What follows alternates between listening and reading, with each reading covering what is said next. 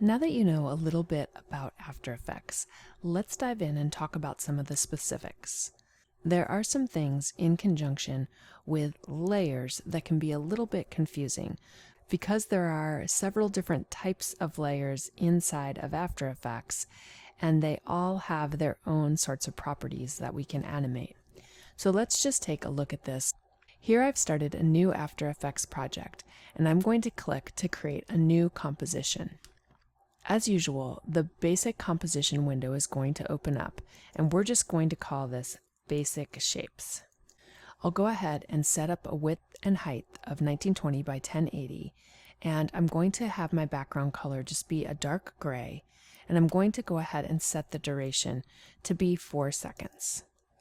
I'll go ahead and click OK, and it's going to make a new composition for me with these specifications. Let's begin by putting something onto our project. So I'm going to start off by creating a circle. I'll go ahead and I'll tap Q, and that will give me access to the shape tools. And remember, if you don't see the active shape tool that you want to use, you can continually click Q to cycle through the various shapes. We'll start off by making a circle. I'll go ahead and I'll specify my circle to be blue with no stroke. So I'm just going to go ahead and come down to the bottom part of my composition, and I'll drag out a circle. Now, because I'm dragging the circle, the anchor point is going to be in the middle of the composition. We know that there's several ways that we can move the anchor point, but before I do anything, I'm going to reposition this to the center of the object. I'll do this by accessing my Pan Behind tool, and then I'm simply going to Command or Control double click to move the anchor point to the center point of the element. Now if we switch back to the Selection tool, you can see the anchor point has been placed in the center. The next thing that I'm going to do is I'm going to name this layer. So I'll simply select this layer, hit Return or Enter, and I'll name this layer Circle. Now I'm going to make sure that nothing is selected. I'm going to click Q to go back to my Shape tool, and this time I want to use the Polygon tool.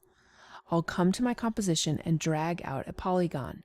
If you hold down the Shift key, your polygon will be constrained so that the bottom edge is going to be parallel with the bottom of the composition.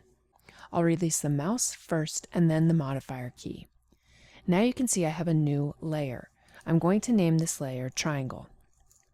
To augment this shape into a triangular type of shape, I'm going to open the layer, I'll go to Contents, and I'll open up Polystar. This will give me access to a whole new set of properties that I'm able to use on this shape. If I go to the Polystar path, I can go ahead and adjust the number of points on this particular shape.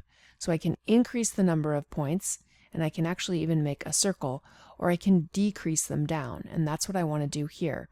So I'll set this to 3 points.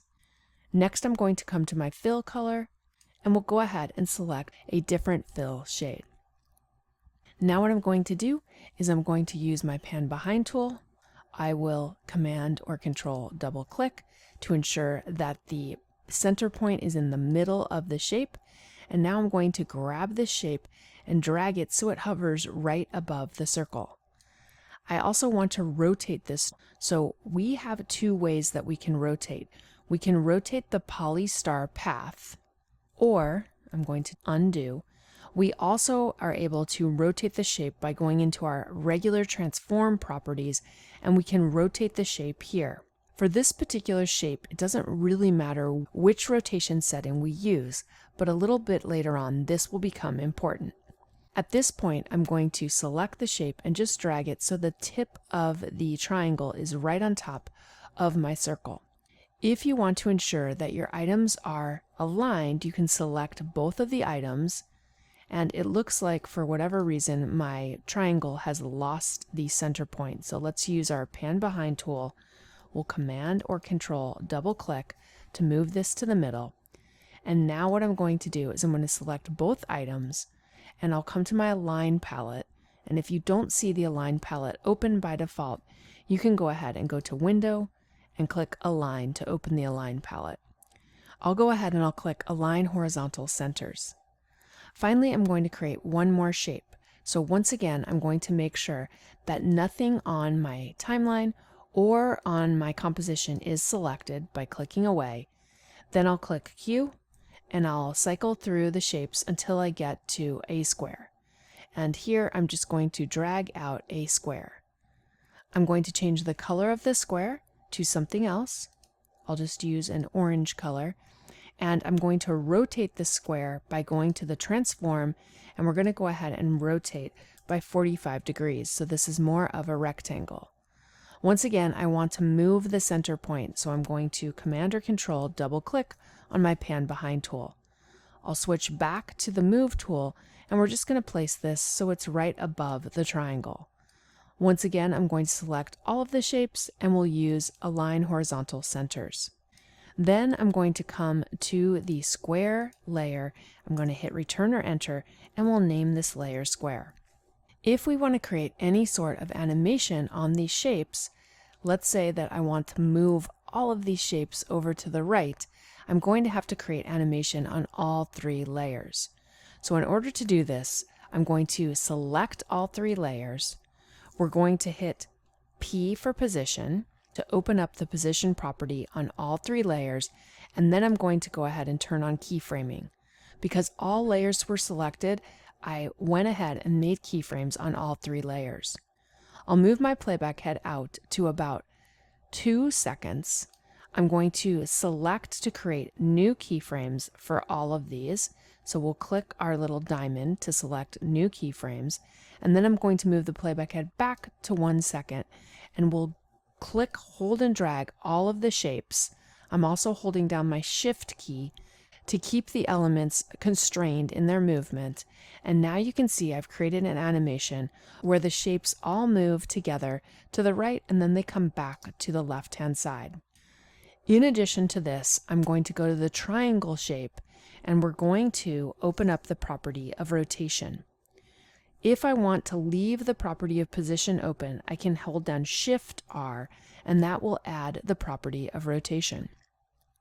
I'm going to move my playback head back to the beginning, and what we're going to do is we're going to set a keyframe for rotation. Now I'll move the playback head about halfway between these 2 keyframes, and I'm going to rotate my shape. Now I want to rotate the shape based on the tip of the triangle. So I'm going to come to my pan behind tool and I'm going to grab the center point and drag this down to the middle of the triangle. This will ensure that when I use rotation, the triangle is going to rotate around this axis. So I'm going to tip the triangle a little bit to the right. 16 degrees seems fine. Then I'll move my playback head to 1 second, and you can see what's happening. The triangle has now moved up. That's because we've switched the anchor point when we've already created animation. Clearly this can be problematic. So in order to fix this, I'm just going to delete all of the keyframes. We'll come back to the beginning. Let's select the triangle shape. I'm going to set the rotation back to 0. Then I'll move the triangle. When you move elements, you need to make sure you're using your move tool and you're not left on one of the other tools, as that can be problematic. I'm going to place the triangle in the appropriate location. Then what we're going to do is we're going to recreate the animation. In order to do that, I'm just going to copy keyframes that we've already created for position. Then I'll come to the triangle layer and we'll just paste the keyframes in. This will ensure that the keyframes are going to get added in. Because I copied from my circle, the anchor point on the triangle is now matching the circle. So I'm going to make sure all of these keyframes are selected, and we're going to Shift, move the triangle up. Now I can go about adding my rotation. So I'm going to turn on keyframing for rotation. We'll move out to about 15 frames, and we're going to rotate slightly to the right. Then we're going to move the playback head to 1 second, and we're going to rotate to the left.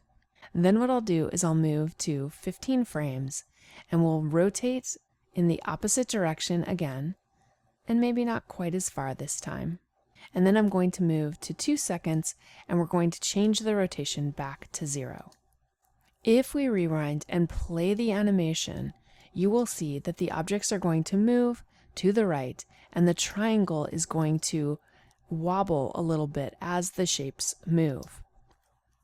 I'll go ahead and change the work area so it just encompasses the area where I have animation. Then I'm going to select all of the keyframes. We'll right-click on one of the keyframes and choose Keyframe Assistant, Easy Ease. This will add a little bit more of a natural type of movement to our shapes and make the animation a little bit smoother. Now, as you can see, our animation did work quite well, but what I want to show you is I want to show you another way in which we can create this sort of animation and use less layers. Currently, I have 3 separate shape layers. These are all unique layers. In After Effects, a layer can basically be any sort of file. It can be an element that you've created inside of After Effects. It can be an audio file, a video file, a Photoshop file, or Illustrator file that you've brought into After Effects, or just about anything else that After Effects will let you import into the application. What we're going to do now is we're going to make a similar animation, but we're going to work with shape layers. So I'm going to create a new composition. We'll call this Shape Layers, and I'm going to leave all the settings exactly the same. I'll click OK, and as you can see, I now have a new composition. I'm going to go about building similar types of elements. So we're going to use our rectangle tool, and we'll create a square. And what I'm going to do is I'm going to open up the rectangle this time. I'm going to open up Transform Rectangle, and now I'm going to rotate this 45 degrees. This will give me more of a diamond type of shape. And then this time, the difference is going to be that instead of making sure that nothing is selected, I want the shape layer to be selected. And let's just rename this layer Shapes. With the Shapes layer selected, I'm going to go back to my Shape tool and I'm going to grab my Polygon tool. I'll click, hold, and drag to drag out a polygon type shape. Let's change the color of this. And then you can see that instead of making a new layer, what we've actually created is a new shape within the original layer. Shape layers are created internally, and shape layers live inside of a default layer. You can open up the layer contents, and here is where the shapes live. So if we open up Polystar, we can go to Polystar Path, and we can change the points to 3, which is going to give us this triangular type of shape. I now want to rotate this shape, so I'm going to go into the rotation setting right here, and we'll change the rotation to 180 degrees. And then we'll simply grab this shape and just reposition it so that it's underneath the diamond. Finally, I'm going to click Q to go back to my Shape tool. I'll cycle through so I can get my Ellipse tool, and we're going to go ahead and make an ellipse. Once again, I'm going to make sure that the shape layer is selected, and then I'll go ahead and I'll draw a circular type of shape. Let's change the fill color. I'll Command or Control double click the Pan Behind tool, and then we'll go ahead and use our Move tool and move this shape into position. Once again, I'm going to select all 3 shapes, and with the Align palette, I'll go ahead and align the horizontal centers.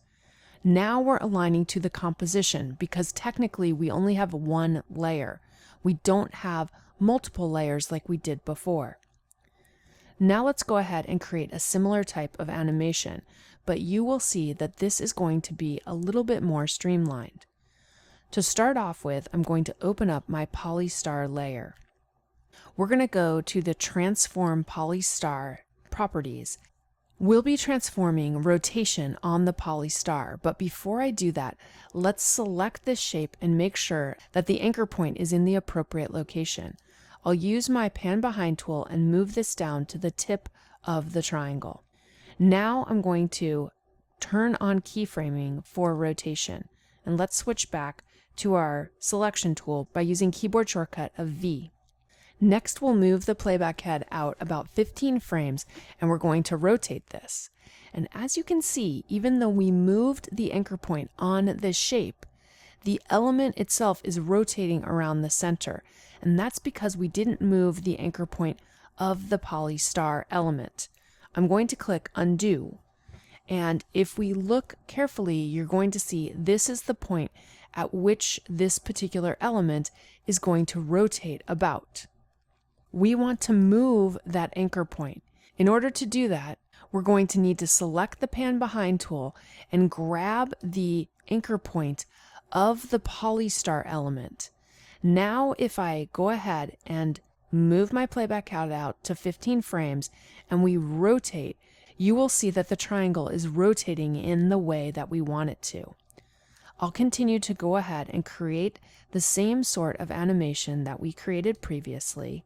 Once again, I'm going to copy these keyframes. I'll move my playback head out and paste them in so that this wobbles twice. Now I'm going to select all of these keyframes. We'll right-click and choose Keyframe Assistant, Easy Ease. Now I'm going to just collapse the polystar, and if we play the animation, we see the triangle doing its little rotation. But now what I want to do is I want to move the entire element, all of the other shapes as well. This time, instead of having to set position keyframes for each individual element, I can simply go to the shape layer, open the transform property, and go ahead and turn on keyframing for position. Now I'll move my playback head out to about 1 second and 15 frames. We're going to move the X position of the entire group over to the right, and we could either click, hold, and drag this or just adjust the position settings. Then I'll copy the original keyframe, move the playback head to the end of my animation, and I think this needs to actually end at 3 seconds. We'll paste this in, and then let's create one more keyframe where the triangle is at its flat position, which is right here. So I'm going to need to duplicate that one keyframe. In order to do that, I'm simply going to click U. This is going to open up any properties that we've changed. I'll go ahead and select this keyframe, which is our flat keyframe, and copy it. I'll come to the end of my animation and paste. And now let's go ahead and just add easing to the position properties that we just made. I'll right-click, choose Keyframe Assistant, Easy Ease, and if we rewind to the beginning of the timeline and play our animation, you will see that we get a similar type of animation. But in this case, the animation was a little bit easier to create as we only had to set keyframes for position on the entire shape layer, and all 3 of the separate shapes were transformed by just that one set of keyframes. So know that shapes live inside of layers. Layers live inside of compositions. Shape layers are non-destructive and scalable to any size. Shape layers are live, meaning we can transform them at any time, and you can either have one shape per layer or multiple shapes per layer. Each shape layer will have its own set of shape transformations, and each individual shape is going to have its own set of properties that are keyframeable, including ways that you can transform the shape. In addition to the position, anchor point scale, rotation, and opacity, we also have the ability to change skewing on the individual shapes. I know this can be a little bit daunting when you first learn After Effects, but I did want to point out these subtle nuances so that you know that there's different ways in which you can augment and animate the various elements that you've created within After Effects.